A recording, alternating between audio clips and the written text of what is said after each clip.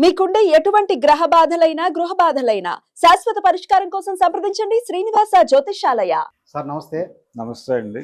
Megastar Chiranjeevi గారి పుట్టినరోజు ఈ రోజు సందర్భంగా మన శంకర్ వరప్రసాద్ గారు అనే టైటిల్ని కన్ఫర్మ్ చేశారు. దాని గ్లిమ్స్ కూడా రిలీజ్ చేశారు. సంక్రాంతికి రాబోతుంది, మీరు చూసే ఉంటారు. ఈ సినిమా గురించి మీరు ఏం చెప్తారు? మన శంకర్ వరప్రసాద్ గారు అనే టైటిల్ ఆల్రెడీ ప్రపంచంలోకి వచ్చేసింది. టైటిల్ లీక్ అయింది. అంటే చిరంజీవి గారు ఈ మధ్యకాలంలో లీకేజ్ అనే ప్రోగ్రామ్ ఒకటి చాలా విస్తృతంగా నడుపుతున్నాడు ఆయన. అందులో భాగంగానే నిన్న విశ్వంభర రిలీజ్ గురించి కూడా నేను చిన్న లీకేజ్ ఇస్తున్నానని అఫీషియల్గా ఆయనే చెప్పారు. చెప్పి సమ్మర్కి ఉంటుంది సినిమా అని చెప్పాడు ఆయన. చెప్పిన తర్వాత వాళ్ళు కన్ఫర్మేషన్ ఇచ్చారు. తర్వాత సమ్మర్కే ఉంటుంది నెక్స్ట్ ఇయర్ అని. దాని మీద రకరకాల స్పెక్యులేషన్స్ ఉన్నాయి. ఈ సంవత్సరమే అంటే నిజానికి ఈ మన శంకర వరప్రసాద్ గారు అనే సినిమా కంటే చాలా ముందు షూట్ మొదలైనటువంటి సినిమా ఇది. దానికి ముందే విడుదలవుతుంది అని అందరూ అనుకున్నారు నెంబర్ ప్రకారం. కానీ దానికి ఉన్నటువంటి ప్రత్యేకతల రీత్యా నేను ఈ సినిమాని కొంచెం అంటే ఎటువంటి లూజ్ ఎండ్స్ లేకుండా సినిమాని చేయాలనుకుంటున్నాము అనే విషయం కూడా ఆయనే చెప్పుకుని అందుకోసం అవుతున్నటువంటి జాప్యం అది అనివార్యమైనది అని చెబుతూ సమ్మర్కి ఎడుతోందని చెప్పేసరికి ఈ మనశంకర్ వరప్రసాద్ గారి పరిస్థితి ఏంటని అనుకున్నారు అందరూ.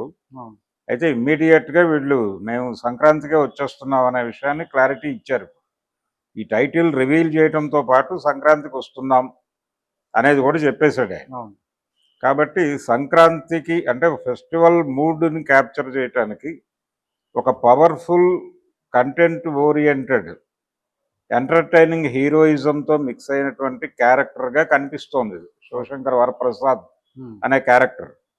శివశంకర్ వరప్రసాద్ అనేది ఆయన పూర్తి పేరు, కానీ ఇందులో మనశంకర్ వరప్రసాద్ అని మాత్రమే వాడారు. కాబట్టి రకరకాల చర్చల తర్వాతే ఈ టైటిల్ ఫిక్స్ అయినట్టుగా కనిపిస్తోంది మనకి. అయితే దీని వెనకాల సెంటిమెంట్ కూడా నడుస్తోంది. ఒక సెంటిమెంట్ పేరుతో జరుగుతున్నటువంటి ఓ ప్రచారం నడుస్తుంది. అంటే శంకర్ అనేటువంటి టైటిల్ ఒక పీడకలలాగా మారింది భోళా శంకర్ తర్వాత అనేది ఒక చర్చ ఉంది. మళ్ళీ అదే టైటిల్తో కొట్టబోతున్నావా అంటే అదే టైటిల్తో హిట్ కొట్టచ్చు. అంటే శంకర్ అనే పేరుతో భోళా శంకర్ ఉంది, అలాగే శంకర్ దాదా జిందాబాద్ అనేది కూడా ఇబ్బంది పెట్టింది. కానీ ఎంబీబీఎస్ సినిమా సక్సెస్ ఇచ్చిన సినిమానే. కాబట్టి శంకర్ అనేది సెంటిమెంట్ కాదు. సినిమాలో కంటెంట్ ఉంటే టైటిల్లో ఉన్నటువంటి సెంటిమెంట్లు, థియేటర్ సెంటిమెంట్లు ఇవే వర్కౌట్ అవ్వవు. సినిమాలో కంటెంట్ లేకపోవడం వలన ఇవన్నీ యాడ్ అవుతాయి అంతే. కొన్ని సందర్భాల్లో సెంటిమెంట్ బాగా అంటే ఆ థియేటర్లో పడితే సినిమా ఆడుతుంది, ఈ టైటిల్తో సినిమా బాగా పెడుతుంది అనుకున్నవి జస్ట్ సినిమాని మూవ్ చేస్తాయి తప్ప నిలబెట్టలేవు. నిలబెట్టేది కంటెంటే, పడగొట్టేది కూడా కంటెంటే. ఆ కంటెంట్ ఈ సినిమాలో ఉంటుంది అనేటువంటి కాన్ఫిడెన్స్ డైరెక్టర్లో ఉంది, హీరోలో ఉంది. అవి ఆల్రెడీ వాళ్ళు ఈ మధ్యకాలంలో రకరకాల సందర్భాల్లో రకరకాల వేదికల మీద ప్రపంచంతో షేర్ చేసుకున్నారు. కాబట్టి ఫ్యాన్స్కి ఒక మూడ్ ఉంది సినిమా మీద. మూడ్ అంటే ఎక్స్పెక్టేషన్స్ ఉన్నాయి భారీగా. ఈ ఎక్స్పెక్టేషన్స్ని రీచ్ అయితే సినిమా చాలు. అంటే తను ట్రాక్ రికార్డు కూడా ఉంది, అనిల్ రావిపూడి ట్రాక్ రికార్డు. ఆయన బాలకృష్ణ గారితో సాధించిన ఒక విజయం ఉంది, భగవంత్ కేసరి. కాబట్టి ఒక పర్పస్ఫుల్ సినిమాని ఒక కమర్షియల్ స్టార్తో, బిగ్ కమర్షియల్ స్టార్తో ఏ బ్లెండ్లో వెళ్ళాలి అన్న దానికి సంబంధించి ఆయనకు ఒక డోసేజ్ ఫిక్సేషన్కి సంబంధించి ఒక నైపుణ్యత ఉంది అని ఆ సినిమా నుంచి ప్రపంచానికి అర్థమైంది. సో ఇప్పుడు ఇందులో చిరంజీవి గారితో కొంత ఎంటర్టైనింగ్ హీరోయిజాన్ని మిక్స్ చేయడం ద్వారా, అంటే గతంలో బావుగారు బాగున్నారా ఇలాంటి సినిమాల్లో చూసాం, దాని తాలూకా ఫ్లేవర్ కూడా కలవబోతోంది అనేది మనకి ఈరోజు గ్లిమ్స్ నుంచి అర్థమవుతోంది. అది నర్మగర్భంగా అండర్ ప్లే చేస్తూ వెళ్ళాడు. అంటే సీరియస్ ఎలివేషన్ ఉంది, ఒక బీజిఎం నడిచింది వెనకాల, బాస్ అని.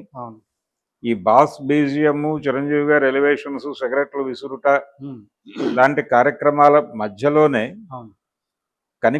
కనిపించని పద్ధతుల్లో ఒక ఎంటర్టైనింగ్ హీరోయిజం కూడా ఉండబోతోంది అనేది చెప్పాడు ఆయన. ఇవన్నీ కనెక్ట్ అయ్యి సినిమా నెక్స్ట్ లెవెల్కి వెళ్ళే ఛాన్స్ అయితే ఉంది. పర్టికులర్గా ఇది ఇందులో ఇంకో క్యారెక్టర్ని ఏమీ రివీల్ చేయలేదు వాళ్ళు. అలాగే సినిమాకి సంబంధించిన ఇంకే విషయము చెప్పలేదు. చెప్పకపోవడానికి కారణం ఏంటంటే ఇది బర్త్డే స్పెషల్గా రిలీజ్ చేస్తున్నటువంటి గ్లిమ్స్. వాళ్ళు టైటిల్ మాత్రమే చెప్పాలనుకున్నారు. అవును. ఆల్రెడీ టైటిల్ ప్రపంచం ముందుకు వచ్చింది, దానికి ఒక అధికారికంగా ముద్ర వేయాలి అనుకున్నారు. ఆ ముద్ర కోసం సెలబ్రేట్ చేస్తూ, అంటే బర్త్డే సెలబ్రేషన్లో భాగంగా వచ్చినటువంటి గ్లిమ్స్గానే చూడాలి. ఇక్కడ నుంచి దాని ప్రమోషనల్ యాక్టివిటీ మొదలైనట్టుగా భావించాలి. క్రమంగా దాని గురించినటువంటి హైప్ క్రియేట్ చేసుకుంటారు. అంటే సినిమాకి ఒక ప్రాపర్ ప్రమోషన్ లేకపోతే ఎలాంటి ఫలితాలు వస్తాయో మనం చూస్తాం. మన ఆగస్టు రిలీజుల్లో పెద్ద సినిమాల విడుదలకు సంబంధించి ఆ లోటు లేకుండా నడిపేటువంటి ప్రయత్నంలో భాగంగా వీళ్ళు టైటిల్ రిలీజ్ చేస్తూ, అంటే బర్త్డే మూడ్లో ఉంటారు అభిమానులందరూ. సో ముందు వాళ్ళని క్యాప్చర్ చేస్తే అది వాళ్ళు జనంలోకి మోసుకెళ్తారు అనేది ప్రోగ్రామ్. ఆ ప్రోగ్రామ్ వర్కౌట్ అయ్యే పద్ధతిలోనే డిజైన్ చేశారు. అది డెఫినెట్గా కనెక్ట్ అవుతుంది. చిరంజీవి గెటప్ బాగుంది, ఆయన మూమెంట్స్ బాగున్నాయి, అలాగే ఆ టేకింగ్ బాగుంది, బీజిఎం బాగుంది. ఇదేదో వర్కౌట్ అయ్యే సినిమా. అంటే ఆకలితో ఉన్నారు వాళ్ళు ఆల్రెడీ. ఆ ఆకలి తీర్చే సినిమా కాబోతోంది. జనవరికి సెలబ్రేటివ్ సినిమా కాబోతోంది.